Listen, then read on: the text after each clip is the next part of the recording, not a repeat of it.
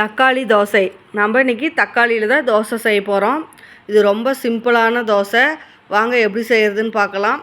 First பழுத்த தக்காளி 2 பல் பூண்டு, காஞ்ச மிளகாய் கொஞ்சம், 1/2 ஸ்பூன் ஜீரகம், கல்லுப்பு கொஞ்சம் போட்டு நல்லா பேஸ்ட்டாக அரைச்சிட்டு நம்ம தோசை மாவு கூட கலந்துக்கலாம். கலந்துட்டு நம்ம தோசையாக சுட்டுக்கலாம். தோசை சுடும்போது உங்களுக்கு விருப்பமாக இருந்துச்சுன்னா வெங்காயத்தை பொடியாக கட் பண்ணி மேலே தூவி விட்டுக்கோங்க. ரொம்ப நல்லாயிருக்கும். இந்த தோசையை நம்ம சைடிஷ் எதுவும் இல்லாமல் சும்மா அப்படியேவும் சாப்பிட்லாம், நல்லாயிருக்கும். இல்லை உங்களுக்கு வேணும்னா சட்னி கூட வச்சு சாப்பிடுங்க. எப்பயும் ஒரே மாதிரி தோசை சுடுறதுக்கு இந்த மாதிரி வித்தியாசமாக சுட்டு கொடுத்தீங்கன்னா விரும்பி சாப்பிடுவாங்க. இப்போ தக்காளி ரேட் ரொம்ப கம்மியாக இருக்கும் போது இந்த மாதிரி வித்தியாசமான ரெசிபீஸ்லாம் நீங்கள் ட்ரை பண்ணி பாருங்கள். ரொம்ப நல்லாயிருக்கும்.